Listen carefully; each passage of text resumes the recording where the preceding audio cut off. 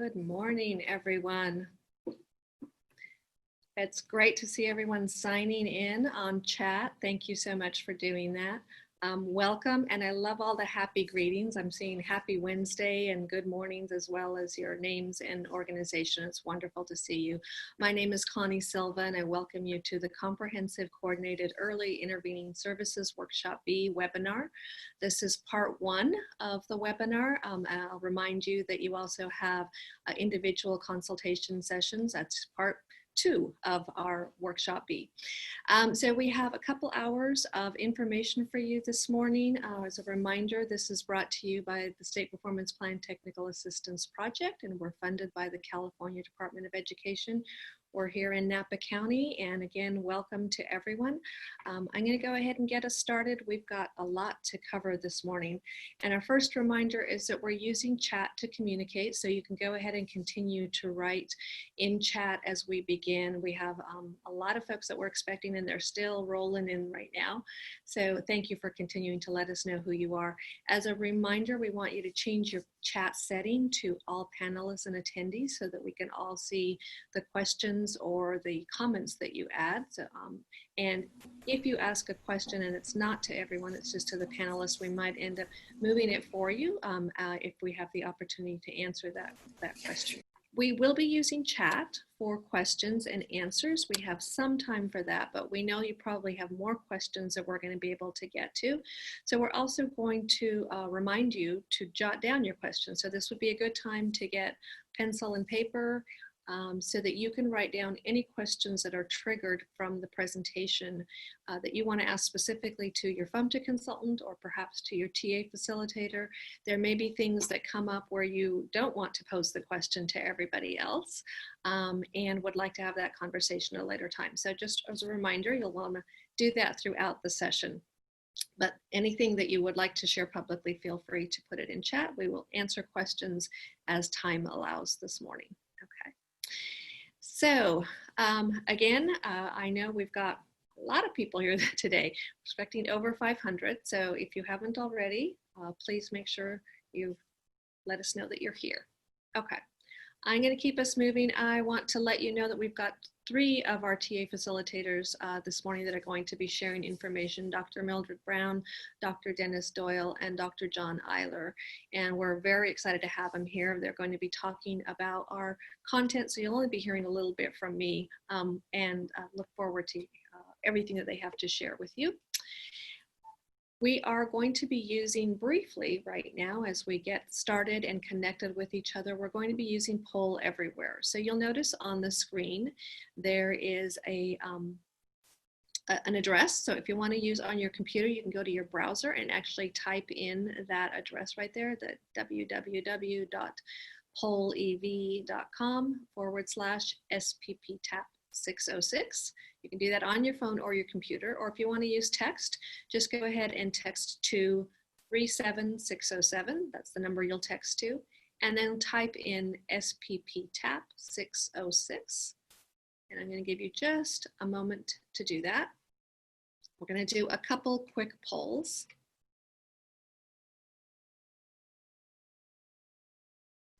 Okay, I'm going to go ahead and move us.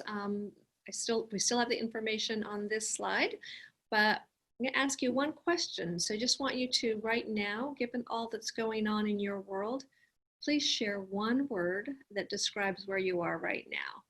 And you'll see them start popping up. I love that the first one to show up for me was brave. So again, I'm just going to be quiet and let you type, and you'll notice that the words are showing up. Thank you. Wow.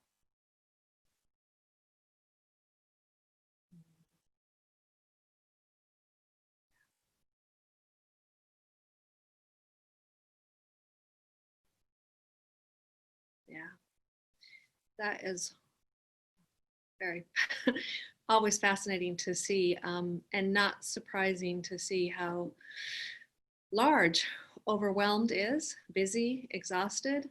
I also love how big hopeful is, determined. There's a large optimistic, exhausted, and grateful. Wow.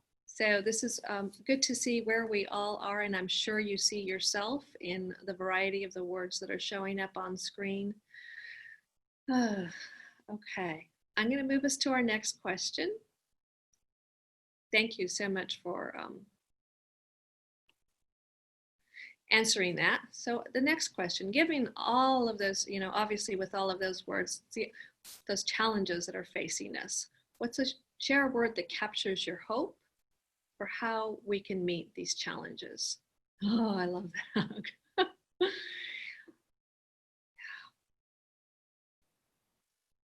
We have some very big challenges. Together is definitely out in the forefront. Collaboration and grace. Wow. Excellent words. And I can relate to so many of these. I'm sure you can as well. Chocolate. I saw chocolate up there. Small but visible. Okay. Mindfulness, team, persistence and patience. Yeah. That's fantastic. Teamwork. Right. Thank you again, everyone, for participating in this. Love. Yeah, there's lots of great words out there. And deep breaths. Thank you very much for participating in that. We do know that there's a lot going on in the world, and we're going to talk about that a little bit. This is the overview of what we plan to share with you today. I'll spend a few minutes on our context, and then we're going to go into the content of. So you'll hear about narrowing root causes and identifying target populations, creating SMART goals, SMART outcomes, and also some information on determining your budget, and then some tips on implementing and monitoring the plan. And we're going to end with a top 10 list, which should be just some fun lightheartedness. So this is what we're going to be covering today, and just quickly the objectives. So based on what we're going to cover, we hope that all of you that participated in this will have a better understanding of how to work with your stakeholders to narrow your root causes, and that you'll be able to define the target population based on data, and you'll be able to develop your comprehensive coordinated early intervening services plan so that you can have successful implementation of that plan, because it's not just about a piece of paper, it's about what you're actually going to do once you get that approved, right? And then also learning a little bit about how to track your progress on your implementation so that you can report that to the California Department of Education. So those are our objectives for this morning. As I mentioned, we have a full 2 hours. I'm going to keep us moving. So just a few words about our context. Again, you noticed from the words that were shared this morning, there's a lot going on right now, and some things that are definitely high priority. We can take a moment to talk about that. One of those certainly is our Black Lives Matter movement, the social justice matter movements that are going on, not just all over our state and communities, but certainly nationally and internationally. One of the things that we're noticing again about this has certainly happened before, and it's something that's been on everyone's mind on an ongoing basis. But what's different right now, we believe, is certainly the duration. This is something that is a long lasting, not just a quick flash in the pan. It's, as I mentioned, everywhere. And it's deeper. It's impacting our lives everywhere. And I want to say in particular, it's impacting the lives of our students, of those that are the most vulnerable, our students of color in particular. Everyone right now is being inundated with the traumatic images of the social injustices and police brutality. And it's hard to get away from those images. And there are students in particular that are out there and actually in acting to try to right the wrongs. So there's a lot in terms of their own lives that is very present. It's also present, I'm sure, in many of those that are on this webinar right now. So definitely it is something that's at the forefront of all of our thoughts. The other thing currently, obviously, is our pandemic, which is still ongoing and lasting longer than probably many of us had at least expected or hoped. And tied to that, of course, is the learning loss. So I'm going to talk just briefly about 2 reports that, again, are really showing to us how significant this is. One was provided by the Los Angeles County Los Angeles Unified School District, which actually has data that's very specific to what they've seen from March to May. So we just have a screenshot of that so you could take a look at it yourself if you have more interest in seeing some of those numbers. But we also have a report from McKinsey & Company, and this is a national report that was done based on data in the United States and what they're expecting or predicting based on the learning loss and the impact of COVID-19. And you can, again, access both of those documents. So what their research has shown based on their analysis of, again, if students were distance learning or in some hybrid model through January, which is certainly what we're expecting for many of our students, what they were expecting to see is that Latino students would be losing, I believe it's over 9 months here, if we count the months of just that learning loss. It's even higher in terms of what they were predicting for African American students. So just over 10 months. And then for our students in poverty, we're actually talking about over a year of learning loss. Is very significant, obviously. The other expectation or prediction is that there could be up to 1.1 million students that end up dropping out of school based on, again, the impact of COVID-19, whether that's because of the combination of health and economic and family situations, or just loss of engagement, right? Where students just end up, school is not the biggest thing, right? The monetary loss, the projection here is that there would be a loss of $110 billion, and this is an annual loss for that K through 12 cohort that's impacted by this. So significant to obviously the individuals, but also to our economy. So in terms of that national and individual impact, we know from all of these, from our Black Lives Matter movement, from COVID-19, from reports that are coming out, that the impact is strongest for African American, Latino, and low-income students. They're the ones that are suffering the most damage from this. It shouldn't be a surprise, but the inequities that have been existing in our systems. And when I say systems, I'm talking about beyond education, right? Our healthcare system, our home situation, mental health, all of that is most impacting the students that we are trying to serve, and the most vulnerable students in our schools and families as well.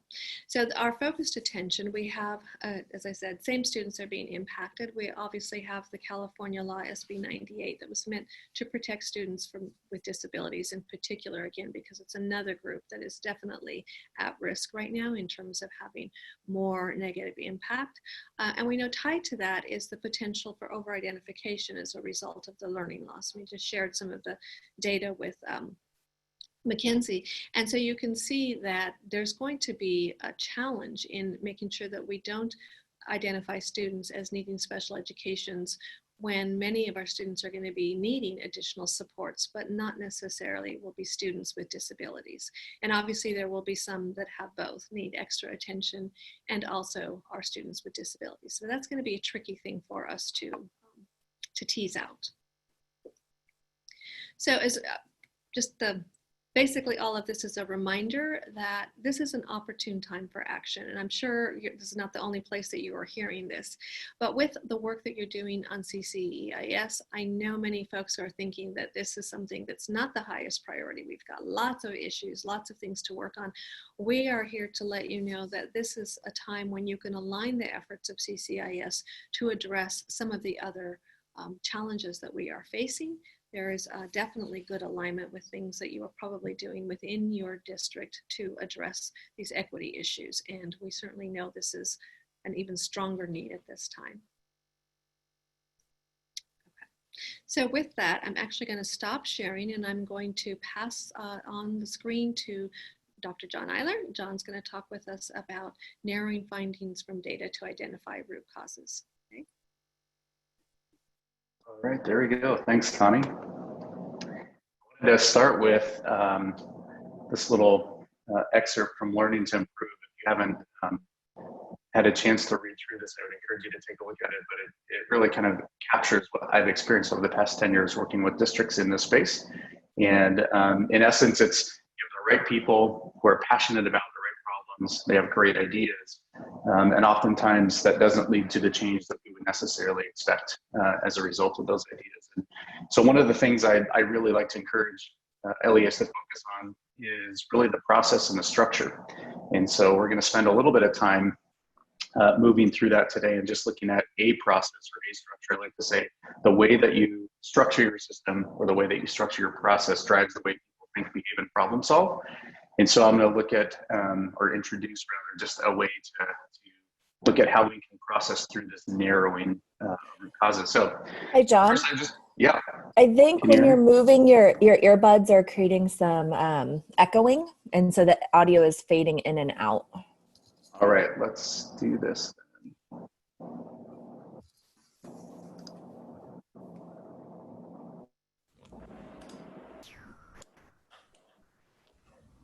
All right, how does that sound? That sounds good for me. Look, better, people are saying. So great. Thank you. Appreciate the feedback. We'll start with just the conceptual map. This is kind of the end. If you were to visualize the process, this is what it looks like. Our area of focus on the left-hand side is obviously your area of identification for significant disproportionality. It may also be additional areas of emerging patterns of disparity, or if there are some overlapping indicators that you're addressing through the SEP process, you may wrap that into your root cause process. And so the findings, the blue column, are your objective findings. We encourage people not to jump into problem solving. That's a tendency that I find people wanting to jump in. They know the issue and the root cause, and they want to come up with solutions. This is really about, what do you see in the data? What is it that you're objectively seeing that we're going to pull to the surface? I think in this step, it's really important to make sure that there's a variety of voices around the table. I've often heard in this environment, this virtual environment, it's really tough to get parent involvement. And I would say that's not impossible. I just did a stakeholder team meeting just this week where we had multiple parents participating virtually through Zoom. And so I don't want that to be a hindrance for people, but I think lifting up these objective findings from data, it's critical to have a variety of diversity of voices around the table. The orange column in the middle is root causes. And I ask people to really kind of think of what are the beliefs that exist around this, and then what are also the structures or parts of the system that could contribute to this. So it's thinking both in terms of a technical set of root causes and an adaptive set of root causes. And then the actions are in the yellow there. The theory of action is really what links all these together. So you'll see by the red arrow, it's if we do this action, then it will impact this root cause, resulting in a change in this finding. So the framework is if then resulting in. So it might sound something like, if we provide professional learning for to address linguistic considerations for English learners, then we will have greater skills and ability to distinguish a language challenge versus a disability, resulting in a reduction in the disparity of English learners identified as specific learning disabled. Okay, so it gives you kind of an idea of how you tie those three together. I think this is important to understand from the very beginning, because when you go to complete the CCEIS form, it's going to ask you to give kind of that through line, if you will, or what that theory of action might look like. So if we implement a student justice center, then we will minimize the discrepancies and the bias in terms of administrative decisions with regard to behavior, resulting in a reduced disparity for African-American suspensions over 10 days or something along those lines. So just gives you kind of an idea of how you take all three of those and link them together through a theory of action. We're going to use a sample as we go through this. So Dennis and Mildred are going to continue with this example. And so just a sample district, it's a K-12, 23 elementary schools, 6 middle, 5 high, 5 alternatives, just over 14 or around 14% identified students with disabilities. The area of identification for significant disproportionality for our sample district today is going to be specific learning disability Latino. There are other indicators that are starting to surface. And so this district has also been identified disproportionate in other health impairment, specifically African-American youth. And then an SPP indicator that's somewhat related is least restrictive environment, specifically with the Asian population. And so you'll see as we go through this, that's going to be, those three indicators are going to be kind of brought to the surface, if you will, and we're going to do some root cause around those three. Demographics of the sample district, you can see here, represented a little bit more than the state of California in terms of Hispanic Latino population. White is a little less than what you would see statewide. I think we're around 22 statewide. African American statewide is around 5 or 6%. And so you can just see the demographic overall for this sample district. With regard to root cause strategy, this is what this district selected in terms of their root cause tools. So they're using up at the top the NYU data workbook. They're going to use an LRE summary, which looks at risk for who's most likely to end up in an environment over 80% in general ed, under 40% in general ed, and also in restrictive settings. But you also see that down towards the bottom, they did file review, suspension summary, office discipline data, improvement data center. They use that to look at their SPP indicators over time. We're just going to focus on the first 4 for this particular case study that we're walking through today. And I think on the next slide here, we have a, oops, it's going through this one more time. Here we go. We're going to put a poll up there for you and just pause for a second and ask you to respond. There are 3 required tools that the CDE says you must use one of these. And so we want to give you an opportunity just to respond very briefly as to which of these tools you're using. I believe you can hit multiple responses on there, but you should have a screen that just popped up. Please feel free to go ahead and click on there. NYU Data Workbook is the one that looks at a lot of calculations and a lot of numbers. It's very quantitative. The Wisconsin checklist would be kind of a focus group strategy that you've used. There's some items, several items in there that look at various parts of your system. And then the NCREST tool is it uses a Likert scale, and it's a survey that you likely completed in there. And if none of these look familiar to you, hit the bottom one. I'm not sure, I don't know. And go ahead and submit your responses here, and we'll take a look at where people are. I think it's important to understand it's not that you have to use all 3 of these. The guidance is to use at least one of them. I have many districts who use parts of these or sections of them as well. Susan or Jen, how are we doing with responses there? We able to? We're about 60% of the folks have voted. It's slowing down a little bit. We'll give them another couple of seconds to get their votes in. Sounds good. I'd also add that you're not limited to these particular tools. As you saw on the previous slide, the sample district that we're using used, I think, 4 or 5 additional root cause strategies. You know, another thing to consider if you haven't gone through root cause yet, or you're just starting the process, is that, you know, you may have existing data that you've looked at through a differentiated assistance root cause process or improvement process, or maybe you developed and you were addressing some of your SPP indicators last year and you engaged in the root cause process around that. So I would encourage you to bring those into the process. All right, it looks like Wisconsin checklist is 41% are using that, at least as part of their strategy. NYU data workbook, number 2, and we've got a large amount of people who don't know.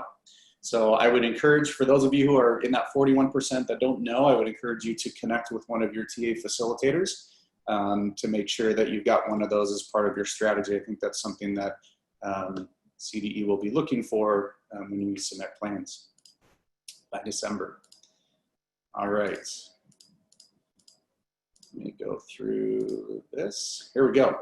So what I'm going to do is just take you through a couple screenshots of what this looks like in a virtual setting. So this is really different. Like everyone else, we've had to kind of rethink how we do root cause analysis and working with a stakeholder team. But you'll see up on the top right, what we're going to do is walk through portions of the NYU data workbook. We use Jamboard as a collaboration tool, and Zoom and Jamboard. And so in a Zoom session, we'll use the breakout rooms. We'll ask people to get into groups of probably 4 or 5 at most, and teach them how to look at the data, give them time to pull out what those observations are. And then this is kind of like a shared whiteboard space. Jamboard is it's part of the Google suite set of solutions for you, so it's easily accessible. You can share with anyone, just like with Zoom, it's pretty easy to access. But what you're seeing here is up at the top are kind of the headings. And so when we looked at overall identification patterns for this particular district, we asked people to note their observations specifically with regard to African American, Latino, Asian, and then we gave space for some additional observations there. And so what you see in the blue and the orange are basically what those stakeholder team members put onto the shared space. And so I'm gonna highlight a couple as we go through this. Latino classification is above the overall California classification rate. Latinos elevated in both classification, composition, and risk ratio. Those are the 3 calculation methodologies. And then the risk ratio is 2.42, so almost 2.5 times as likely to be identified for Latino students. The green at the bottom right is basically a summary statement, or as Dennis likes to call it, it's kind of like the headliner, if you will. So when we look at all of these observations, what's the one big headline or the one big summary statement? And you'll see that as a recurring strategy as we move through this. Another one, now we're adding the disability piece. So this is looking at kids who qualify for special education, both by race and by disability. And so a couple to highlight here, 50% of African-American students with disabilities qualify under specific learning disability. 68% of Latino students qualify under specific learning disability. That's a pretty high percentage. Latino African-American students are most likely to qualify under either number 1, SLD, or OHI. So if there's a likelihood that they're gonna fall into a bucket, it's like I went to, it's how I refer to it, they're most likely to fall in the SLD bucket or the OHI bucket. OHI and ED are also elevated risk categories for Latino African-American and white students. So those are emerging patterns, and you can see that up at the top right with the African-American OHI. We want to also keep that on the radar as something that's an emerging pattern. Here we're looking at age of entry and referral source. Black, Latino, and Filipino have the highest rates of internal referral sources. That means that the referral for special education is coming from somewhere within the system, a teacher referral, an SST, or district, which could be an administrator who's referring a child for assessment. Low percentage of students qualifying as SLD during high school, which means that most of these identifications are happening in elementary, which is what you would expect. However, when you start to look at this, the OHI ED piece is going to be more geared towards high school in this particular sample, and then the SLD Latino over identification is more in elementary. So when you look at a plan, you might have kind of 2 different strategies to address those disparity challenges. On the right-hand side, you'll just see some of the big takeaways, the summary statements that are highlighted for you. We're going to move on to the next one, LRE. These are the LRE worksheets. So we're looking at likelihood that students would be in an environment that is, primarily in general ed, or not so. Almost half of students qualifying under ED, emotional disturbance, are educated in an SDC program, which is a highly restrictive placement. Student participation in LRE has decreased over the past 3 years. I think this was important. This particular district looked at the Improvement Data Center, and they could see for their LRE indicators, 5A and 5B, that there was this downward trend over the past 3 years in terms of percentage of kids who are in general ed more than 80% of their day. On the right-hand side, again, you're going to see those summary statements, the big takeaways from this. And keep in mind, these are not the only observations that occurred during this time. These are just some sample ones that we wanted to kind of show you the process that we went through with this particular district. Qualitative data, this was a Wisconsin checklist strategy. There was focus groups that were conducted, and you can see some of we just placed some of the quotes from those focus groups that we thought were pretty important given this particular area of identification. So I'm just going to read some of them. All these kids in special education seem to live in the same apartment complex and all Hispanic. Special education is the first intervention for students in our school. School psychologist said that. We are the pre-referral sometimes because the students do not speak English. So you can see that there are some system pieces that are certainly coming up. And then the last one here is file reviews. And you can see down up at the top, nonverbal cognitive assessment tools were used in roughly 40% of assessments for English learners. And then 35% of the SLD population is also listed as having a secondary disability of speech and language impairment. That was pretty interesting. So you'll see that's one of the areas highlighted in the big takeaways. Okay. So as we go through each of those slides, so we're going to look at NYU data workbook, we're going to look at file reviews, we're going to look at the Wisconsin checklist, and we have people use that whiteboard space to put all their observations on there. What you have here that are the 12 summary statements, those green statements just put together in a list. We ask people to go through and say, do you see patterns in here of possible root cause areas that we could extract? And so what you'll see as we kind of page through this, there's, 4 of these were related to some type of belief system that was tied to either race or ability. The next one, there are several disability categories that continue to come up in that process. And so OHI and ED came up a lot with secondary, and then SLD came up a lot as well with regard to the elementary and specifically Latino population. Another piece, ED in high school was an emerging trend that we heard quite a bit, and then SLD in elementary grades. And then the last one that I think you saw some examples of there is a lot that had to do with systems. So an intervention system that was either inconsistent across the board or had gaps or holes. There weren't interventions, in secondary to address ED or OHI or challenges related to that. And so you can see kind of areas of root cause. At this point, I think you have some options. You can engage in some strategies to further drive into those areas. So these are some that you may be more familiar with from improvement science and some of the root cause strategies that you might use through that process. And so now would be a great time to start to narrow in on some of those. And so what you'll see on the right-hand side are kind of where this team landed on 4 identified root cause strategies. So one, and I know this is really tough to read, the first one focuses on intervention structures. The second one focuses on the impact of bias on practice and the deficit ideologies that came up through some of those focus group sessions. The third one is specific to professional learning, specifically addressing linguistic considerations within the assessment process. And then the fourth one down there is specific to this need to look at elementary interventions, specifically around literacy, and then in high school interventions that are specific to behavior and mental health, okay? All right, I'm gonna move to this last piece here. And I think this is a piece that you'll find very helpful because it directly relates to the CEIS plan and how you're asked to kind of lay out, here's the root cause, here's the data that's linked to it, and here's our action and our funding that's linked to that. So there should be kind of a through line. So think of that theory of action in the very beginning. And so what we do with these is we put the root causes right next to the big kind of findings, if you will, the observations. And then what we want to do is start to draw arrows. So what supports the root cause that says intervention structures aren't consistently defined or implemented across all schools? Well, number 10 is the evidence or the data that would point to that as a potential root cause, okay? We're gonna do the same with the other ones. So the district has not yet engaged in intentional professional learning. What data would point to that, to substantiate that as a root cause?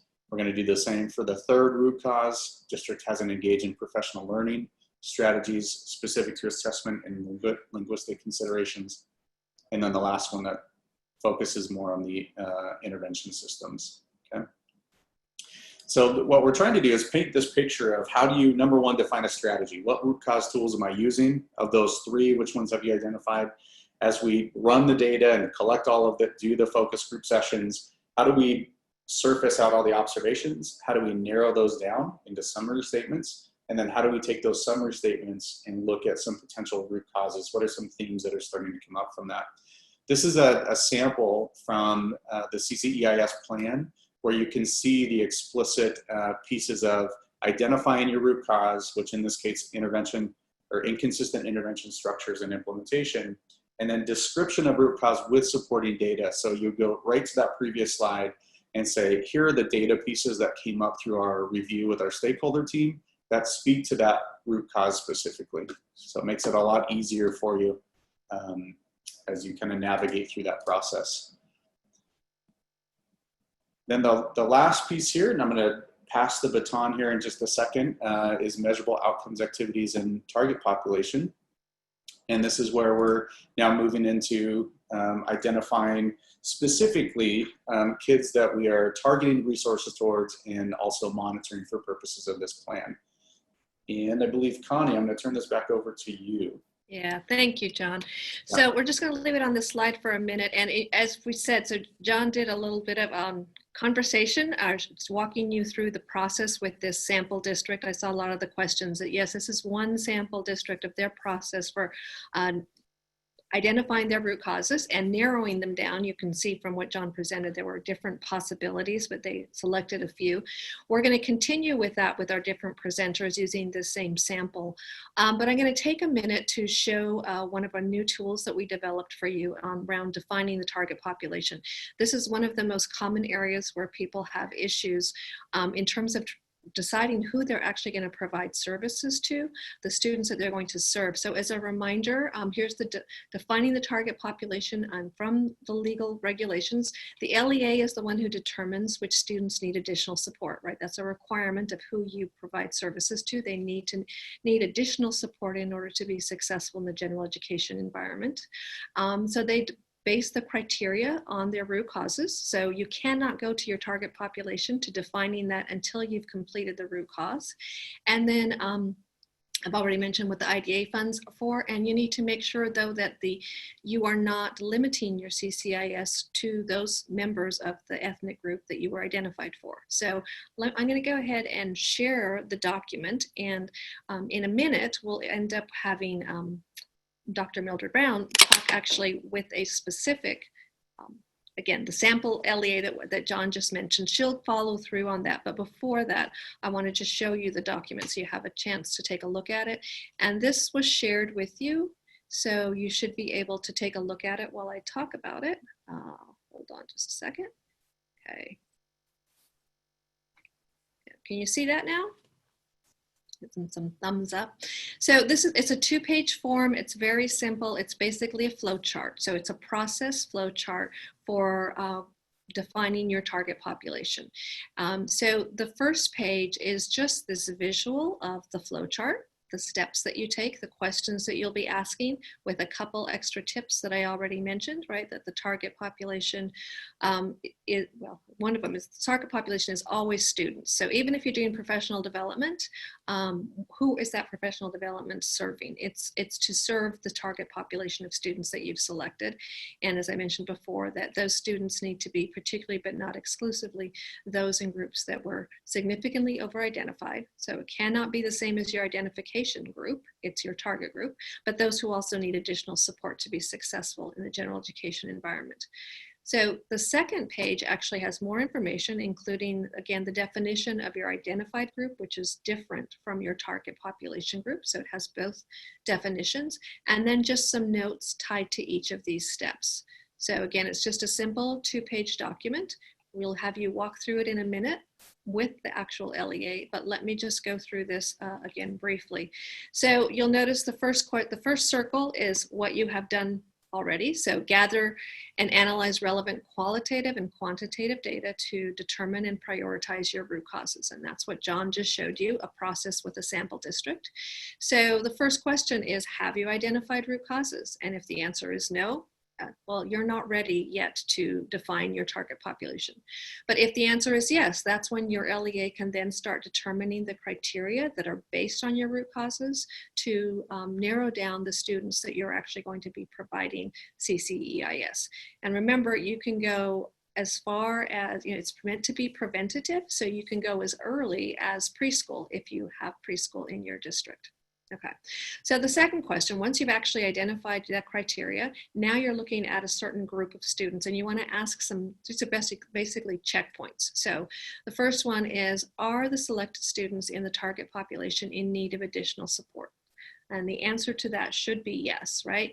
If it's no, if you're looking at, for instance, if you have something that's a tier 1 intervention, not all students, if you're going to do something like all 6th graders, anything like that, all students do not need additional support in 6th grade, right? So that would be a no. And if that's a no, then you're going to go back and refine your criteria.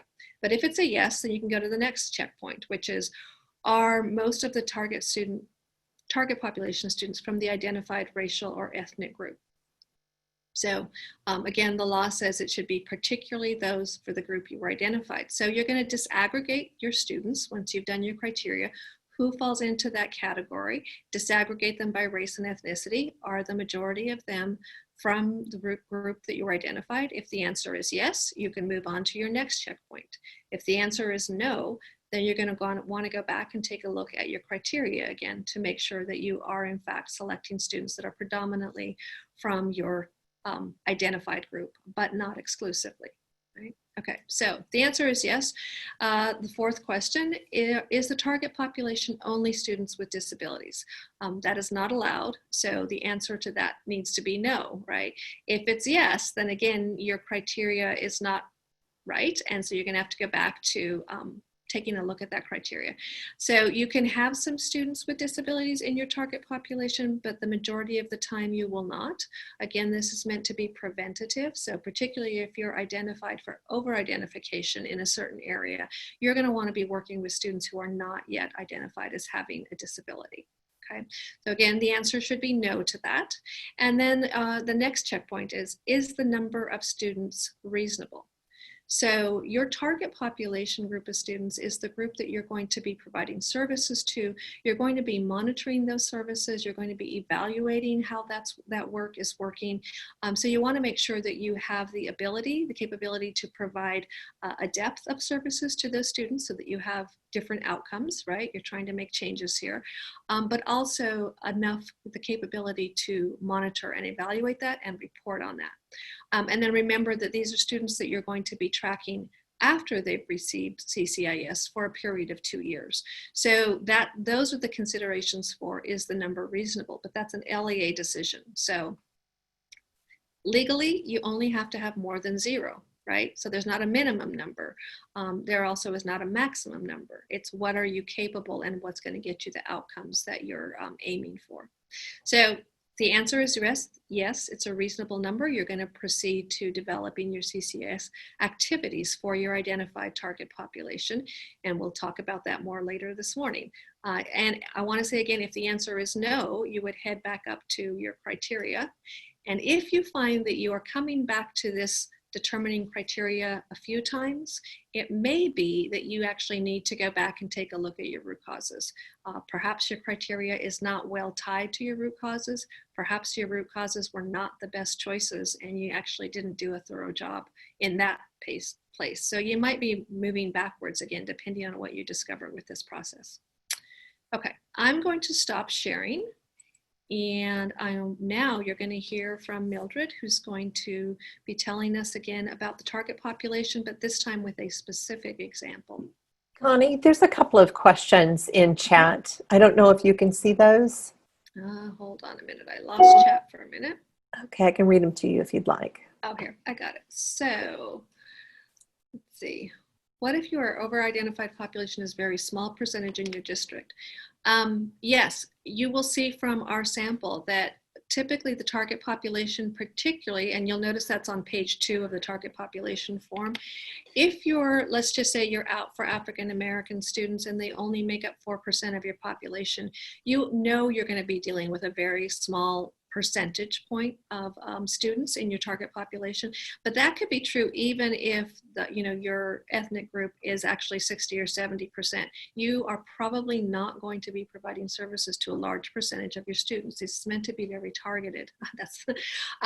So again, we'll give you some examples, but it wouldn't be unusual for you to have a target population who's actually something like 1% of your full student population. But there's not a one answer to that, right? But it's much more likely to happen if your identified group is a small percentage of your district. So are there guidelines as to what is reasonable? No, not really. Again, it's who can you provide services to, and what you're aiming for again is change here. So it's change for a particular group of students that have not been served well in your district.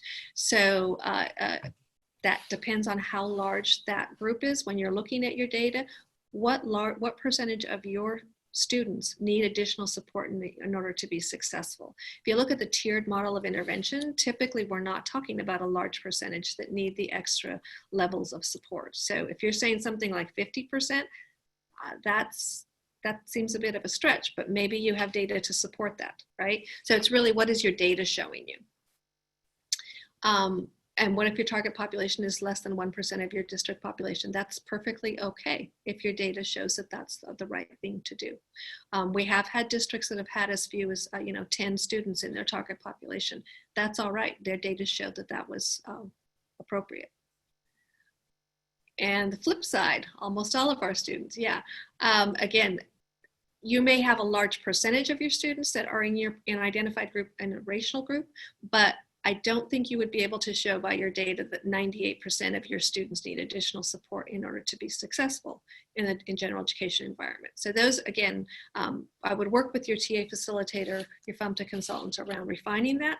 I'm going to go ahead and pass it on to Mildred now, and I think you might get some of your questions answered as she goes through the sample. Thank you. Thanks, Mildred. Good morning, everyone.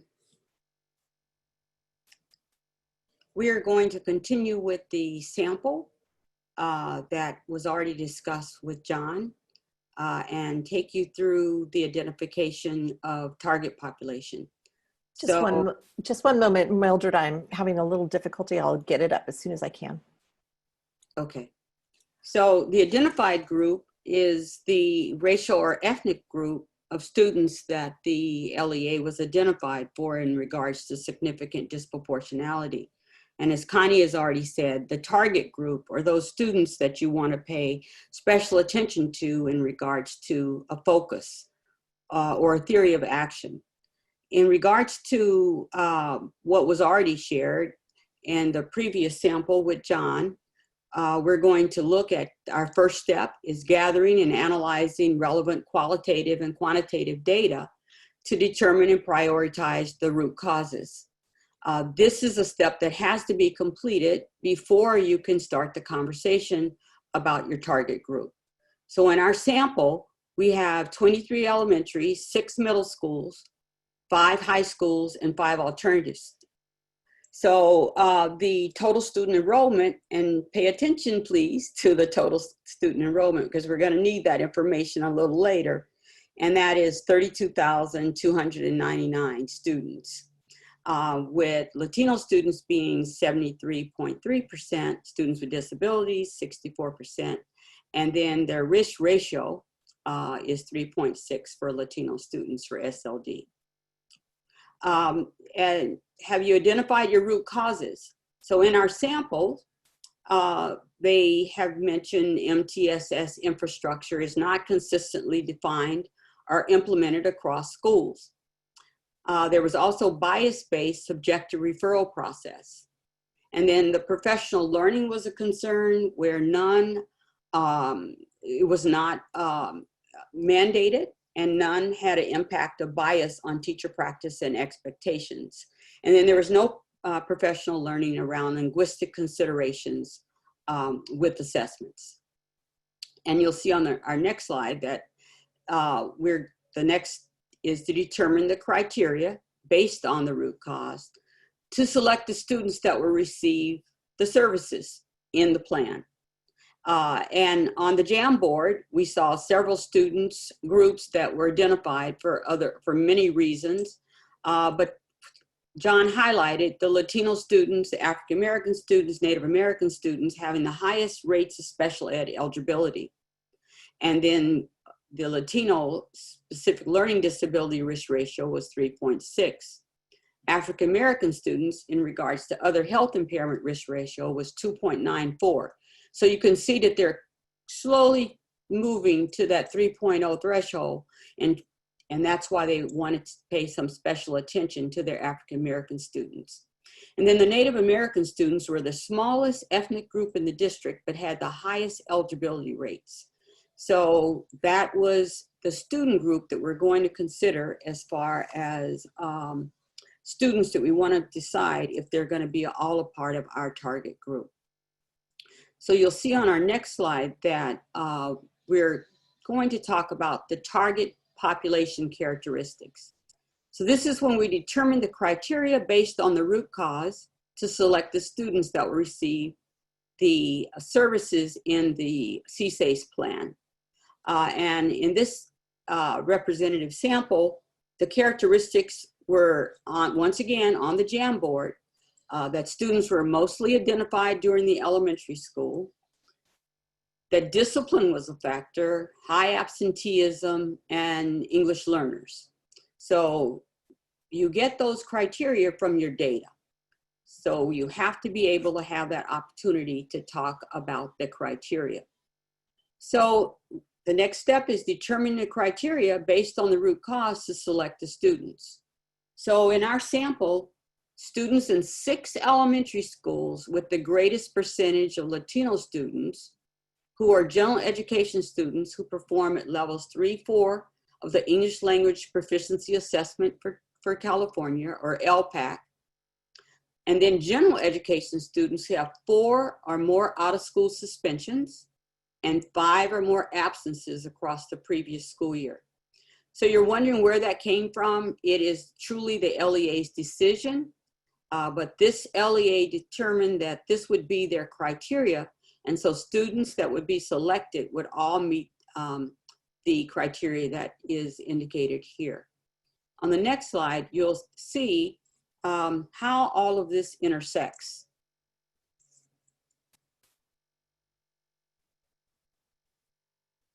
So you'll see on the visual, the circles representing the student population that would fall into each criteria group. As the 2 criteria, LPAC, levels 3-4, and absences and suspensions overlap with 6 elementary schools with the highest Latino population representing the target population. So if you look at it in the teal, it looks like butterfly wings, and those are the students that we would want to reach in this sample. Next slide. So are the students selected in the target population in need of additional support? So the answer is yes, based on the criteria that was selected. And you'll see that the selection is based on English language proficiency assessments for California LPAC, and also as far as the data suggesting that the criteria was school suspensions and also high absenteeism. And you'll see in regards to the ethnic population, are most of the target population students from the identified racial or ethnic group. So the target population consists of 300 students. And the 300 we'll talk about on a later slide, but that is the number of students that will be a part of the targeted group and will be monitored. 78% of those students are Latino, 14% are African American, 6% are white, and 2% are Native American. So there were some comments in the chat room in regards to the numbers. So the big hint here is that particularly, but not exclusively, the identified racial or ethnic group. So if we're looking at numbers, in districts where I work, I'm usually suggesting that we are looking at over 50% to get to the notion of particularly. Next slide, please. So is the target population only students with disabilities? The focus is on prevention. Connie shared that a few minutes ago in her presentation on the target and using the tool of our rubric. We really are looking to interrupt disproportionality. So even though we may have some students with disabilities that we find out in our root cause that we may want to pay special attention, the overwhelming number of students that we want to include are students that have not been identified yet for special education. So is the number of students reasonable? We have a poll for you, and we want you to respond with a yes or no. So are most of the target population students from the identified racial or ethnic group? So you have a minute to take the poll. Okay, looks like most everyone that wants to vote has voted, so I will share the poll. Okay, so most people said yes. And then we have 13% that said no.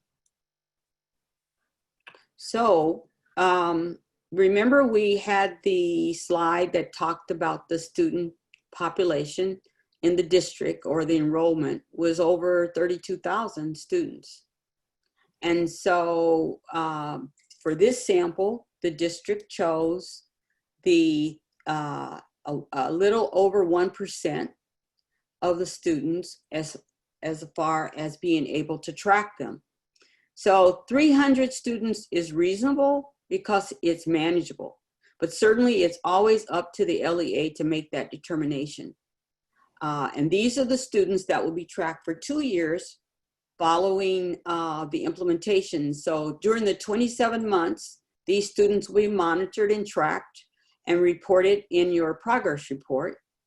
And then 2 years after that, so really a total of 4 years, you'll be looking and monitoring these students to see if in fact these students have been identified with a disability in this the 4-year duration. Mildred, there's another question. It says, do we need to spend all CCEIS set-aside funds on the target population? You want to be sure that you have measurable outcomes, which will certainly be where the money follows the students. So there will be a commitment to tracking and providing services and supports to these students. And then later on in the slide, Connie's going to share a little bit about the budget and how the students are monitored in the budget in regards to monies that get spent on those particular students. And we'll also talk about it with Dennis when he talks about the measurable outcomes. But the answer pretty much is yes, but not all. The defined student population for this sample, as we talked about on another slide, is 300 students from 6 elementary students with the highest percentage of the Latino enrollment. What's interesting is that you really want to be sure that these students are the ones that need the greatest amount of help in your district. So you can certainly see, and your theory of action is going to indicate if these students in fact are being successful with the interventions that you're offering, then the thought and hope is that you'd be able to generalize some of these interventions to the rest of the student population, and you would be benefiting all the rest of the students in the district. Next. So this is the actual target form that is completed, and you'll see that for the first 12 months, you may or may not be able to serve those students in that first 12 months. You may be hiring staff. The staff can't be hired yet.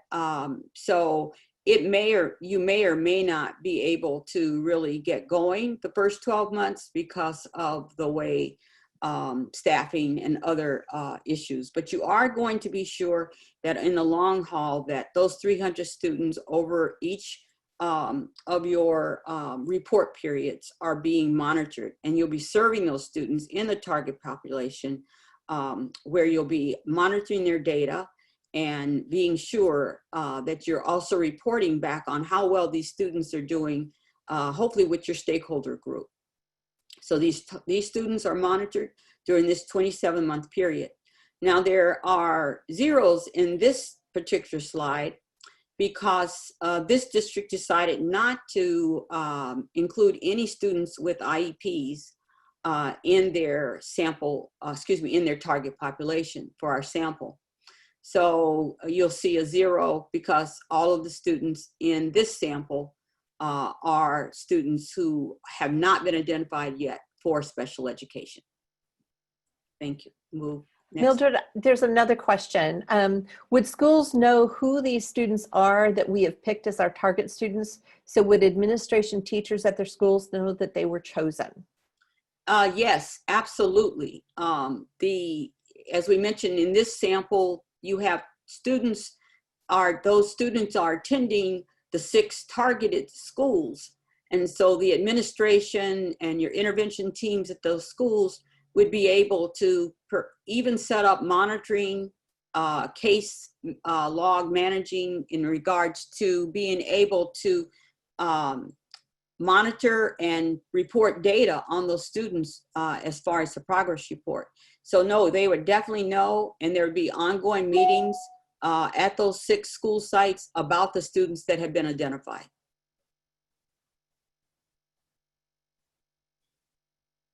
Okay, so then I think the most important part of the plan is that you now are going to take the target population and align all of your, well, at least some significant part of your action plan in regards to the activities and services that will be provided to your target population.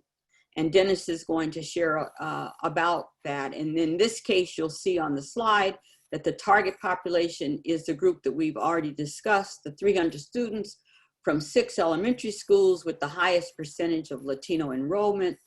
And it's really important to say that 150 of those students are performing at the LPAC level 3-4, and the other 150 students who have 4 or more out-of-school suspensions and 5 or more unexcused absences in the last school year. So you'll see that they're 2 different groups of students, but all tracked and monitored as a part of the target population. Mildred, before you pass it on to Dennis, there is another question. If you know who the students are, might there be bias to make sure that they are not identified? Well, you would hope that that would not be the case as far as not wanting to identify those students, but we just had a meeting yesterday in one of the districts that has finished their 27 months, and they started out monitoring 77 students. It was just an elementary school district, not a K-12. And of those 77 students, they were able to show very good positive data. None of the students had been identified for special ed, and there did not appear to be any bias. It was more support for those students than attempting to prevent them from being identified for special ed. There was lots of conversation initially about the fear of perhaps saying these students could not be eligible for special ed or they could not be suspended, and that was not the case. Certainly that is a concern, but usually the LEAs are really attentive to wanting to do the best job ever in making sure that those students get the supports that they need to be successful. Okay, so I'm going to turn this over to Dennis, who's going to talk about developing the plan. Thank you. Thank you, Mildred. All right, this is now the opportunity for all of us to weave this together. We're going to go back and we're going to pick up some of these threads and sew them into a very cohesive plan. And you're going to have an opportunity to try on the wings, and let's see if we can get this to fly. So let's connect the dots first. We talked about the root causes. We've identified a target population. We're going to define what those measurable outcomes are and a set of activities for each outcome that, if these activities are completed, will give us the greatest likelihood that we're going to impact the measurable objectives, outcomes. We're going to achieve them not only for the target population, but having a bigger impact with respect to the root causes. And this is really the theory of action that Jon talked about. We're going to take that theory and put it in place at this point.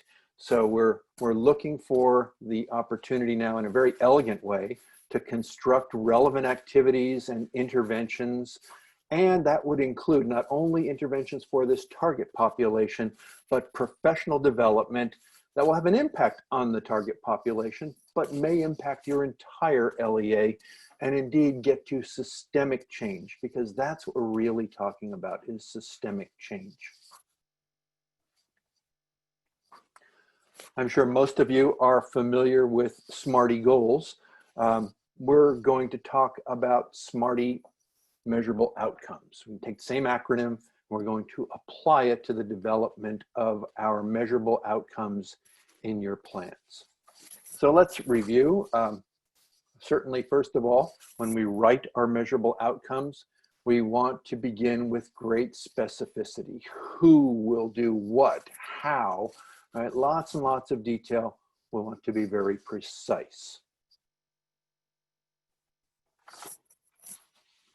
We also need to talk about how we will measure the implementation, right? So what number of individuals will participate, but going beyond count, how will the impact be felt? What actions will take place and where will we see growth? How will we measure progress? Will we see a percentage of increase in something? Will we see a percentage that is a decline in a sense, bottom line is, how will we measure success? Next slide. Well, we're also looking at what is going to be actionable. I mean, these are specific actions we're talking about. We're going to write them in the plan, but we're also going to carry them out. So we want to make sure that the projects that we come up with will be launched, that there will be accountability. We'll also want to make sure that we have quality controls that will ensure fidelity in implementation. How are we going to take the plan and operationalize it? So your CCEIS plan is not really just a checklist. We did this, we did this, we did this, we did this. We're looking for systemic impact in the long run. Next slide. And of course, we want our measurable outcomes to be relevant. We really want to get at preventing SIG-DIS in your LEA through early intervention. Remember, this is in general ed, right? So this is before students are ID'd for services. This is prevention of disproportionality. And this gives us the most important challenge of making sure that we're providing relevant services. We want to be realistic in terms of what we're saying we're going to do and make sure that we can accomplish what we're setting out to do within the time frames that we look at. And that would be, we're going to be time bound here. We're looking at 27 months in this plan. And we're looking at also writing into the plan perhaps stages. You may have particular professional development that might take place over the course of a semester. You may have other activities that the target population is going to be engaging in and services they're going to be receiving that may be ongoing through the course of the entire 27 months. So you're going to want to define the time increments for your measurable outcomes. And finally, equitable. Remember, you're looking at providing access to ultimately everyone, but more specifically, from a social justice perspective, you're looking at providing access to students who are furthest from having their needs met academically and behaviorally. The Seattle School District has called this educational justice. Right, so we're really looking at equitable access as crucial in terms of the work that we're undertaking. Okay, let's look at now going back to sample Unified School District. They determined through their stakeholder engagement that they wanted to create a Student Achievement Futures Initiative, SAFI for short. They decided they were going to hire 3 new full-time counselors. And I want to stress that this is new. Remember, as Connie had said, we are not supplanting, we are supplementing through this plan. And those counselors are going to work with all 6 of those elementary schools that have the highest percentage of Latino students. Notice that they will launch as soon as their plan is approved, we hope in January, and they will work through to June of 2021. 80% of their targeted students will meet all curriculum goals. 80% of the targeted students will attend school or have excused absences, 85 out of 90 instructional days. And the parents of at least 80% of the targeted students will have weekly contact with the new SAFI counselors. Again, we're targeting primarily the indicator where this sample district was out, Hispanic SLD. The root cause in this case is inconsistent intervention structures and implementation. And the target population mentioned the 300 students, 150 from the 6 schools with the highest percentage of Latino students where English learners at EL Packs 3 and 4, and 150 students who have 4 or more out-of-school suspensions, 5 or more unexcused absences in the last school year. So this is in conjunction with each other. So that's the first measurable activity. And then we're going to look at the first measurable outcome. And now we're going to look at the first activity that we'll write up to be able to reach that measurable outcome. You're going to specify those activities that, if they are completed, should be able to help you to reach your measurable outcome. So in this case, the activity is that the SAFI staff will provide weekly intensive academic support utilizing pre-intervention learning plans developed collaboratively with students, teachers, and parents. And we note who will be responsible. We provide the timeline. Here we're looking at going through June 15th of 2021. And we have our evidence that will show that we have completed what we set out to do: spreadsheets monitoring completion of the weekly academic goals aligned with grade level pacing guides. So that's the first activity leading to measurable outcome 1. Now we have our second activity. And the second activity, in this case, we'll be bringing on board a guidance aide who will be working to create the pacing guides using the district grade level rubrics in language arts, English language development, math, science, and social studies. The guidance aide will be gathering the data, monitoring weekly curriculum progress, and again, monthly fidelity checks by the SAFIs for proper alignment with grade level rubrics, and ongoing review of progress data will be the methodology for evaluating whether this activity was completed as it was set out to. Okay, our third activity is to conduct weekly communication with parents, and this would be using a strength-based focus. All absences will be reviewed, and where there are patterns that begin to appear, we will make sure that there is additional outreach that will be made, not only to the parents, but in some cases, we'll be engaging with a partnership that the district has formed with a nonprofit, South Bay Community Services. And their social services will be able to provide wraparound services in order to ensure that students are achieving, are attending, are getting their needs met. Remember, we're looking at this work now with an equity lens. And we're looking at those students, again, who are farthest from getting the equitable outcomes in education that they deserve, that they should be getting. We know that there are other folks, even right now in this pandemic, who are closer to having their expected outcomes be met.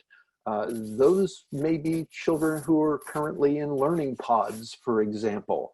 And then we have other children who are struggling, may not necessarily even be participating in an online version of teaching and learning because their parents are absent, they're essential workers. There may be less access to healthcare, or folks who are unemployed. We may be talking about food security issues here, or housing challenges. So having the opportunity to have a nonprofit agency come in and do case management could really be exactly what the students need in order to be able to catch up, if you will, with respect to the expectations. We don't need slogans, right? It's not you miss school, you miss out. They don't need to be reminded of that. They need to have the services and supports that are going to help the students be able to achieve at the levels that we know they are capable of and that they deserve to be achieving at. So this would be a third activity to reach measurable objective number 1. And now let's look at a fourth activity. Now, again, we have the SAFI counselors engaging in positive, proactive communication with the parents of the target students on a weekly basis, and making that positive contact as opposed to the contact that your child didn't, or right, we're building on strengths. How can we build on assets as opposed to the deficit model that Jon had referenced was an issue in this district early on. Again, we're looking at measuring this and evaluating, holding accountability for those weekly parent contacts with quarterly parent feedback surveys and logs that show that indeed we did what we said we were going to do.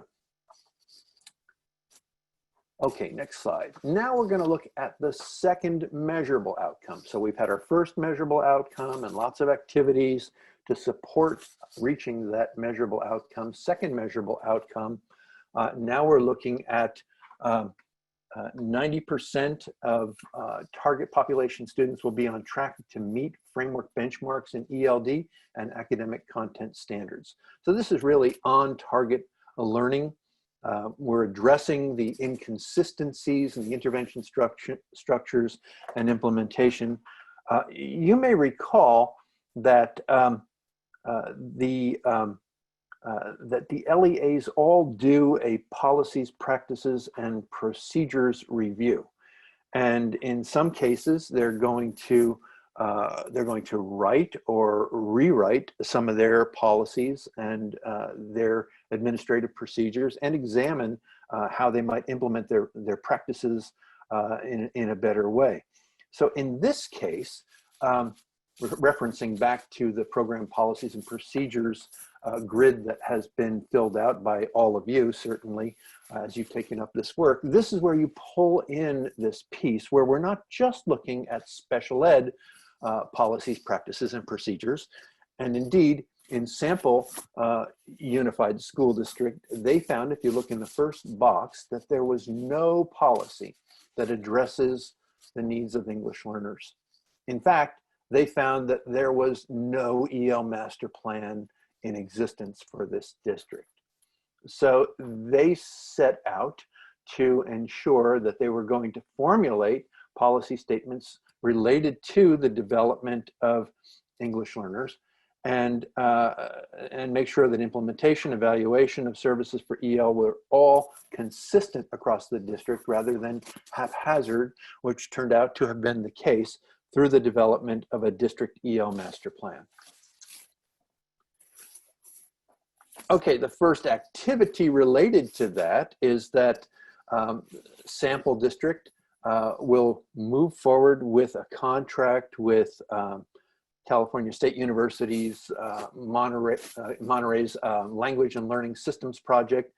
They'll be collaborating with district leadership in a cross-divisional way, working with curriculum and instruction, their second language education unit, and developing and creating an EL master plan. This is one of the primary high leverage focus professional development activities that needs to take place in the district in order to ensure that the root cause issues that were identified early on are addressed. And the plan itself and the materials to be used for monitoring of student outcomes will all be in place in a pretty fast-paced way upon initial approval of the plan through to June of 2021. Okay, second activity now is professional development for all teachers who are working with any EL students. This will be developed across the board. This will ensure that there will be professional development at least monthly through professional learning networks. Teachers will have the opportunity to coach each other using tuning protocols, and that quarterly fidelity reviews are taking place.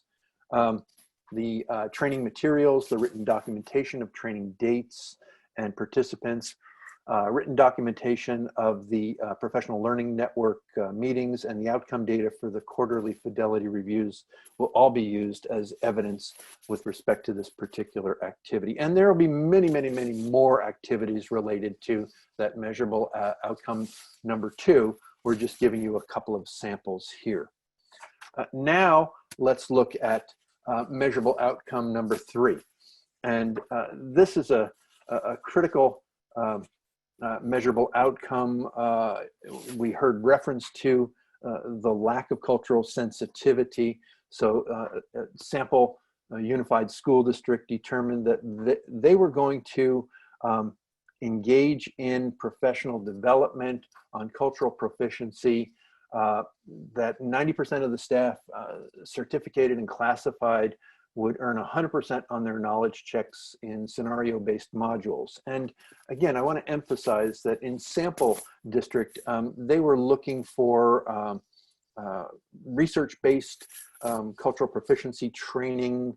Let's say they came down to trying to determine whether they were going to do 21-day challenge or the equity challenge, and the stakeholders' engagement in this and looking at pros and cons and discussion really give them that sense of agency, that sense of ownership in what they're doing.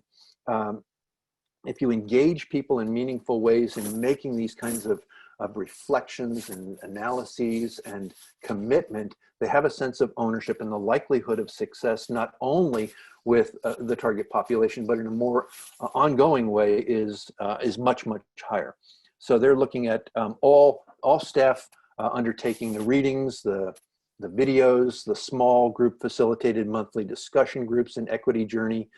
They would all be taking implicit association tests relative to where they are out of compliance, and answering questions about attitudes, opinions, beliefs, and then reacting to prompts to see where they actually stand. So very comprehensive cultural proficiency training, and this will be undertaken throughout the course of the entire project by, in particular, March 31st of 2021. Lots and lots of activities being written in.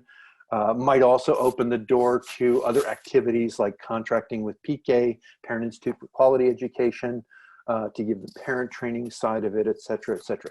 You're looking at, in your plans, typically 3 to 5 measurable objectives and within outcomes.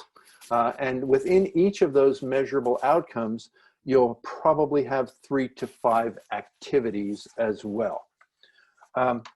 One final thing that I want to add is that we're really looking at systemic change. So it's in interventions with the students, it's professional development that should have an impact on that target population. Think of your target population as a population that is similar to what we would be looking at if we were looking at multivariate analysis, and a strong sample of students who, if this works well with this population of students through these measurable objectives, might be taken to scale in terms of impacting what's happening in your LEA systemically, right? So this is the plan, is the architectural drawings, if you will, the blueprints, but reality is that this is a design build. As you're moving along, you're going to be able to say, this is what's working, this is where we need to add. You're going to be communicating lots and lots with your FMTA monitor, bringing in your TA facilitator to help you with implementation. The plan is just the first step. What you write in the plan is going to be what's monitored in your quarterly progress reports. So think about this long-term and in terms of scale. You're also going to be going back and looking at all of the different initiatives in your district and where you can blend, and where you can blend from a fiscal point of view. So this is going to bring us into the budget piece, which anyone who's built a budget knows. You're going to look at the amount of money that you have and how you can determine where to get the best bang for the buck. But most importantly, let's remember those students who are furthest away from educational justice. That's who we are looking at. That's who we are targeting. That's who we are trying to make sure get the educational equitable outcomes that they deserve. Connie? So we have a knowledge check for you right now, and that is, I'm going to launch it for you because there's a lot of words to read, and we're asking you to identify which of the following measurable outcomes is not likely to be approved by CDE. And we'll give you a minute or two because there's a lot to read and a lot to think about. So you'll experience some silence during that time, and we'll wait for your answers.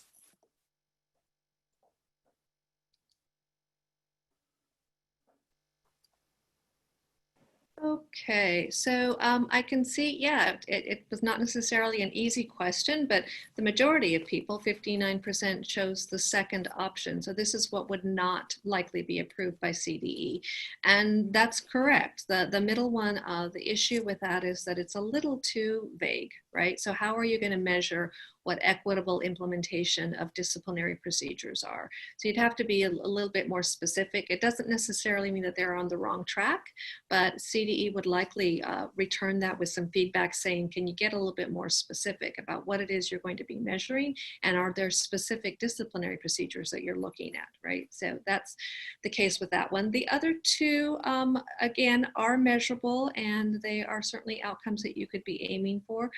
Whether or not they're approved probably has more to do with whether or not they align with the data that's been looked at, the analysis, and the root causes. Because even though you could have, for instance, that last one where you're working on ongoing classroom management and implicit bias training, if you don't have your data to support that actually is tied to a root cause, it wouldn't be approved just for that reason. But in terms of being approvable, because it's measurable and something that they can monitor in that way and that you can provide information on, it's the second one that would have the hardest time getting approved. Okay, great, thank you. And we're going to move on to budget, but I'm going to go ahead and give everyone 2 minutes just to do a little bit of stretching, whatever's going to help you to, refocus. We've got another half hour and important information coming your way.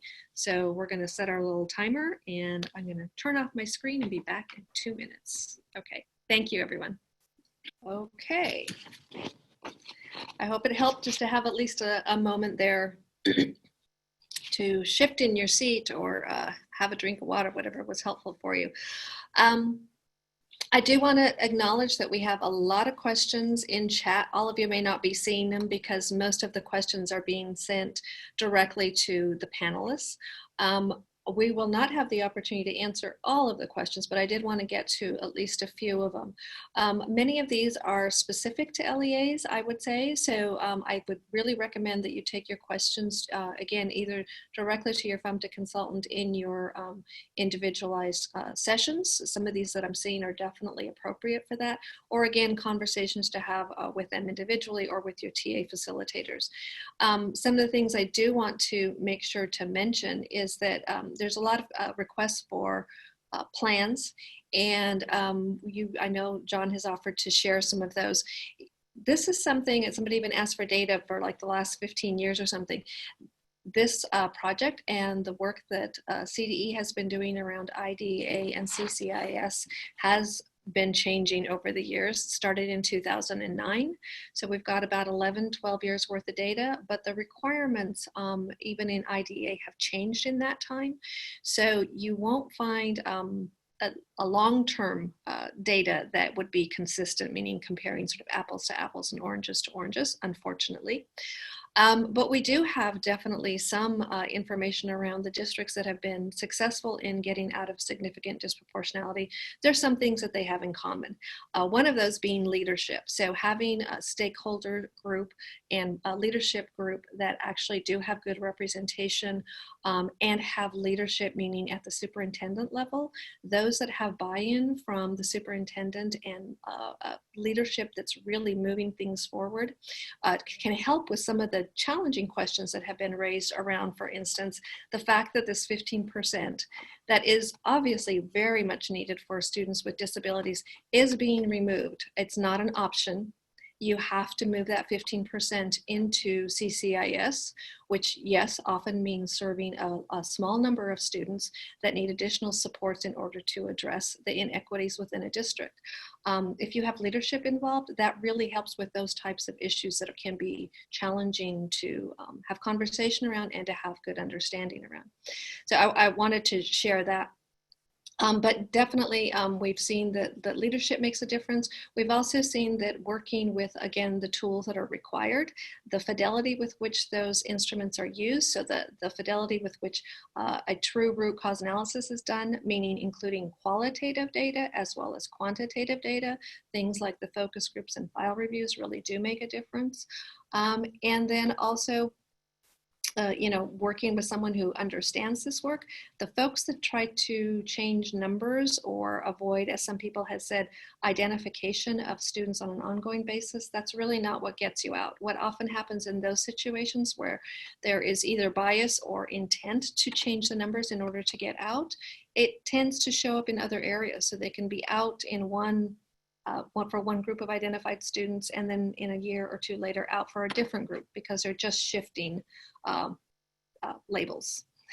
In any case, I don't want to spend a whole lot of time on that, but those are some of the things I did want to share, that we do definitely have about, when we've looked at numbers, 80% of LEAs that do the process with fidelity and have good support. It takes time. It doesn't happen quickly, but yes, they do get out of significant disproportionality, and the majority of them manage to stay out. And I know Jen just shared a link for Dr. Clark's presentation from when he was in Vallejo, the superintendent there, that he did a really nice job of presenting to the Advisory Commission on Special Education. So you can watch that if you'd like. I know there are more questions, but I'm going to go ahead and move us on to the budget issues, because I think there'll be a lot of questions tied to the budget issues as well. Okay, so what you're seeing on the slide right now is, again, with this sample district, the budget they have put together. The budget that's required, budget form that's required from CDE is very minimal. You can see from this. We have, obviously, an LEA is going to have the need for much more detail in their level. So the budget that you create within your LEA is going to have a lot more numbers and explanations for what the different line items and what falls into these main categories, but this is what you would provide to CDE. So based on this sample district, what I'm going to share is what they ended up, and when they put their budget together, is that they have $40,000 that's going to go into their certificated staff time, and those are helpful in the development and the implementation of CCEIS, and then some coverage for professional development for teachers. So that's where that $40,000 is going to cover. The $350,000, the majority of this money is going to 3 SAFI counselors that Dennis described, those counselors and a guidance aide. So these are new positions, therefore they're budgeted in here. If they were existing positions, so if they were current staff that are now going to be given these duties, what the LEA would need to make sure to do is to document that. So you want to make sure that you're not supplanting. So you would need to show that these individuals actually have new duties assigned to them tied to the target population and the CCEIS activities. So you'll want things like different job descriptions with the new duties listed into their job descriptions.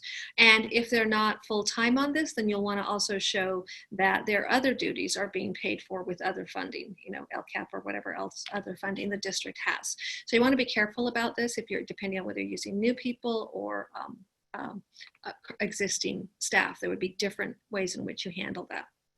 Of course, there's required benefits tied to that, so they have $110,000 in benefits.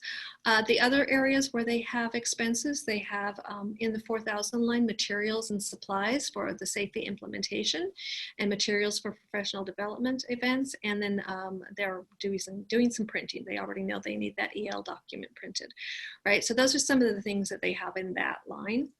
And the 5,000 line, they have 26,000, and that's actually for a data tracking system. So these new activities that they're putting in place, they need to monitor them, and they're really going to be looking at them on an ongoing basis, and they don't have a good system in place. So they are allowed to use CCEIS funds for those services. So this is what they have in this budget.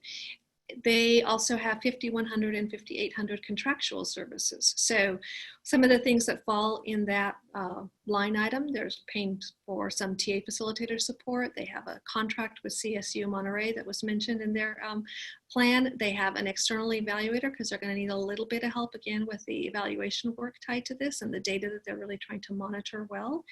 And then they decided that they have enough changes in their policies, practices, and procedures that they're going to hire a consultant for a little bit of support on some of the policies that are a little more involved and need some help with that. The total of that is $55,000. And then they are allowed to, of course, charge their indirect cost rate, and that's the one that's approved by CDE. So this is going to be different for every LEA. In this sample LEA, it's set at 10%. So you'll notice that the $59,900 is not 10% of the total, and that's because you do not charge the indirect cost rate on contractual that's over 25,000. So the over 25,000 is that 5100 code. So that's why this is slightly off, because one of their contracts in that 5800 line is over 25,000. So they subtracted that from that. Okay, and the total, what they have in this district for CCEIS, that 15%, is $663,900. Now, this number at the time that they submit this is actually an estimate, because they don't yet have their Part B fund allocation. So what they will do is they've created this budget based on the estimate, and the budget form has the documentation that shows you how to come up with that 15% estimate. When they end up with their actual allocation, they will contact their FMTA consultant and they will submit another budget with the actual numbers. Okay, so there'll be some slight alterations to that. They also will contact their FMTA if they end up with other changes that need to happen. So for instance, they were hiring these SAFI counselors. If one of them, they had an issue with hiring and they weren't able to find 3 qualified folks, so they had a bit of delay for one of the hirings, they could make some changes, again, based on what's been approved. They could talk again with their their FMTA consultant and say, you know, we had to put, you know, so much of this money into something else in order to expend it on time. And it could be even that they used, again, existing staff instead and changed some job descriptions, but it could actually mean, you know, we want to do more professional development instead, and they'd get approval for that prior to making the change, but they would definitely be able to make some adjustments. Again, the budget, this is a 27-month period budget. Now, the majority of this money is not actually going to start being expended until the plan is approved. That might be February or March. So there's some time there where you would expect that there's going to be some adjustments. So just make sure they're working with their FMTA consultant on that. The other thing to consider in this is particularly around any activities where you are providing support to other students. So, and this majority of the support is going to that target population, but sometimes you have tier 2 interventions or even tier 1 interventions potentially, where, for instance, they said that they were lacking some MTSS interventions, right? So if they put some funding into something that impacts a larger group of students, they just need to remember that the budget has to be in proportion.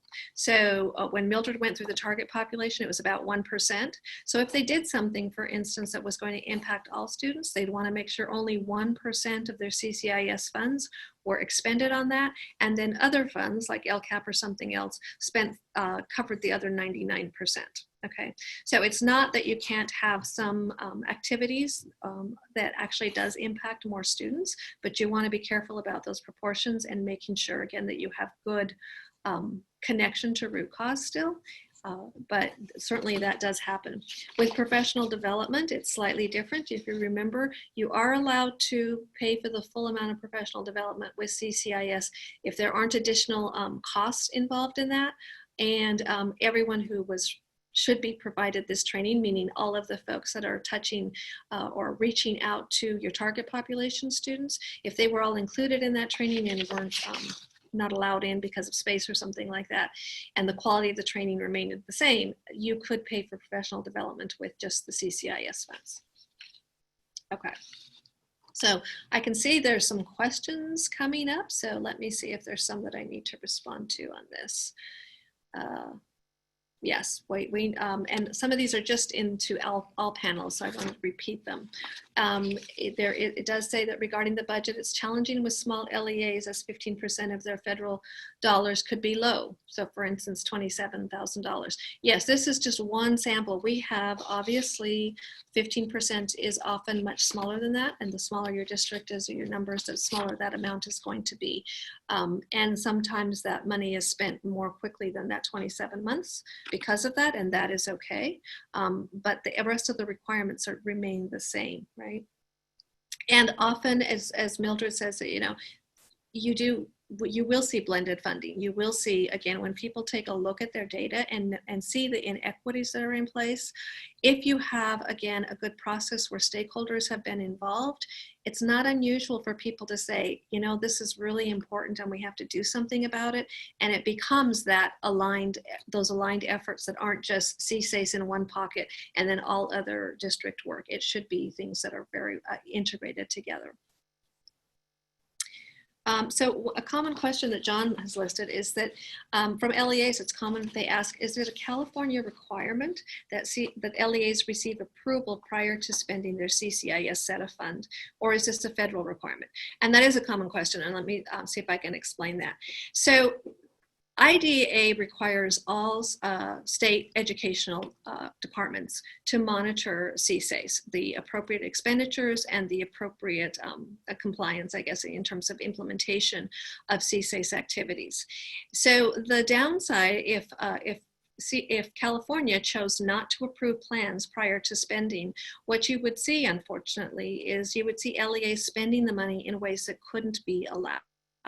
So it's important that that CDE monitors the development of the plan, and then actually before expenditures are made on the implementation of the plan, that the LEAs have full approval from CDE that in fact those activities are allowable under CCEIS.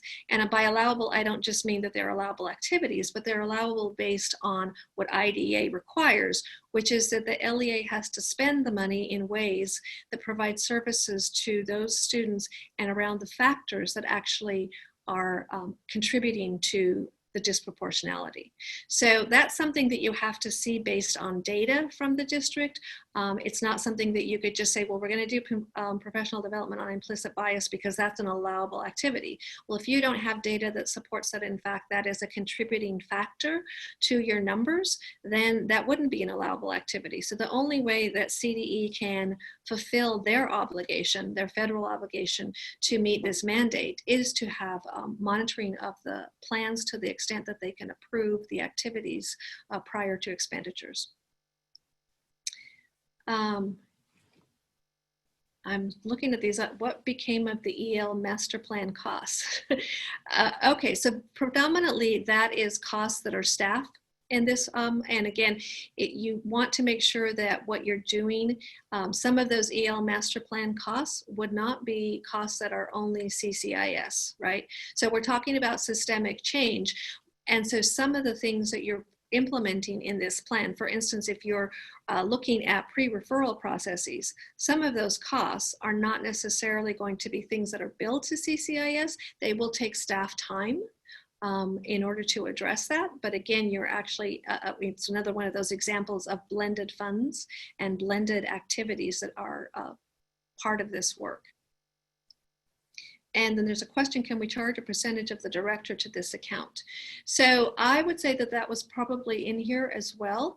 That could be okay. Again, what you want to make sure is that you're not supplanting. So if that director now has a new responsibility to include CCEIS monitoring or something like that as part of their role, you want a job description that says that, and you want a percentage that, so that you can justify what percent you're now paying for out of CCEIS. And a reminder is that this cannot be special education staff. So you say director, if you told me that was a special ed director, that would probably be a problem because this is not, it's CCEIS at this point, it's comprehensive coordinated early intervening services. So it is general education. The funding is in general education. So just want to be clear on that.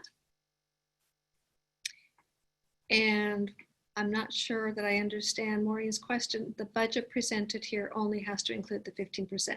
Yeah, so if there's other funds that are included, they wouldn't be shown in this budget. So if you do some kind of blended funding, it would not be showing up in this budget, but it probably would be written into where you describe in the action plan. You would actually mention that it's a blended funding and let CDE be aware of that. Okay. I think I'm going to stop there to make sure we can get to our next section, which is going to be Mildred's going to, oh, I'm sorry. Yes, so a reminder. There are a lot of questions tied to budget. And we did a community of practice I believe in June, that was specific to all of the questions on that had been raised around budgets. And so we do have that recording, and I remind you that there's also a frequently asked question document that came out based on that. So remind you that to go back and take a look at that. And I know I probably didn't say this in the beginning, but this meeting is also, this session is archived as well. So you can always go back to the recordings, or again, ask for questions of your FMTA consultant or of your TA facilitator, or contact SPP-TAP. Okay, I'm going to now pass it on to Mildred, as I said. Thank you. So the next few slides are going to be tips for implementing and monitoring your plan. So I love this roadmap of what to do. So our first tip is, as we just talked about, the work is really a partnership between the special ed director as well as your general education lead, who's going to be providing the joint oversight. So it's really important that there's great collaboration between special ed and general education, and that there is a true partnership in regards to the 27 months of the work. Tip 2 is, this is so important to meet when the plan is completed with your implementation team to pretty much launch the work. You're going to receive a letter from California Department of Ed approving your plan, and then you're going to start looking at what the work will look like and who's going to be responsible. That's all a part of your plan, but just to reiterate, who's going to do what, and then schedule out all your meetings as far as monitoring the progress of the work. Tip 3 is that this is a collaboration that's so important. You're going to develop an internal implementation plan tracking sheet. And this is so important because you're going to need to be able to track your work so you can report on it during your quarterly progress reports. So who is responsible for the measurable outcomes? What data are you collecting? What activities are going to be included in each quarter? And then what are you going to be sharing on an ongoing basis with your stakeholder group? As Connie mentioned, the leadership is so important. This is important too because you're going to be meeting with your fiscal department. The budget and the monitoring is so different from what most of our fiscal CBOs have had responsibility for. And the narrative of the work that's part of the plan goes hand in hand with the budget. So in old days, in regards to significant disproportionality, the budget was totally separate from the narrative. And now there needs to be a partnership with fiscal when you're completing the quarterly progress report. So the items that you're indicating that you have spent in terms of services and supports for students matches what fiscal will be turning in. Remember, it all has to be a part of your plan. You want it for tip 5, you're going to review the information that will need to be collected for each progress report. As Dennis said in regards to measurable outcomes, the last item which talks about data source and methods of evaluating progress, this has to be well articulated. We want to be sure that data sources are well articulated, indicating what needs to be collected and provided in the progress report. So that goes back to the action plan, but you need to review it after the plan has been approved so you can see if in fact who's going to be responsible for collecting the data and who is going to actually be writing the progress report, which includes that data source. Tip 6, send out a communication to your stakeholders group. They are really going to be your linchpin as far as your stakeholders. So the plan has gotten approved at the board. It's been submitted to CDE. Let the stakeholders know that. And then send them projected dates of your stakeholder group meetings. Some districts meet monthly with their stakeholders group. Others meet quarterly. I would suggest that certainly you're going to have your stakeholder group meetings to correspond with the progress reports that are also due quarterly. But the monthly meetings are really great because it keeps everyone in the loop. Tip 7. Discuss with your TA facilitator what continuing support will be needed from them to implement and monitor the plan. Our work is not just assisting with the plan. We work in many districts, helping them with the implementation, helping them with monitoring the plan, as well as particular tasks that are part of your plan, maybe like dealing with your policies, practices, and procedures, or working on strategies for improving your Section 504 plans, supporting and doing continuing training around MTSS. So there are many opportunities for working with your TA facilitator to continue the work. Okay. All right, so we're going to turn this over to Jack, who's going to talk about our top 10 list. Hi there. I get the fun part. So, our top 10 helpful list. Number 10, all students is not a target population. Number 9, no matter how good your plan is, there will always be one great idea that comes just after you've submitted it. Happens every time. Number 8, asking how many students do I need to reassign to get out of SIGDIS will never be a helpful question. Number 7, I didn't realize that my TA facilitator was going to become my best friend or my nagging partner. Number 6, if we're not feeling uncomfortable, we're not getting to the root cause. Number 5, CCEIS is like family planning. You need to plan for it before you get to the delivery room. Number 4, read the small print on the guidance document. The important stuff is always in fine print. Number 3, keep documentation of all CCEIS meetings well organized. You will most likely need it on December 15th at 4:59 p.m. Number 2, supplement and supplant are spelled differently for a reason. And the number 1 top 10 tip, the additional C, was actually added to CCEIS to prevent the original CEIS acronym from becoming a 4-letter word. Thank you, Jack. Yeah, it's nice to have a little bit of humor to lighten this up. We know the big challenges, and hopefully you guys can continue to find ways to smile through the work. It's not easy. We do want to remind you, thank you, people appreciate that. We do want to remind you again, this was part 1 of Workshop B. Part 2 is actually your individual consultation sessions with your FMTA consultants and to the extent that you can with your TA facilitators. We want to make sure that you know what to bring and who to bring, and if you've forgotten when and where, please contact your FMTA consultant.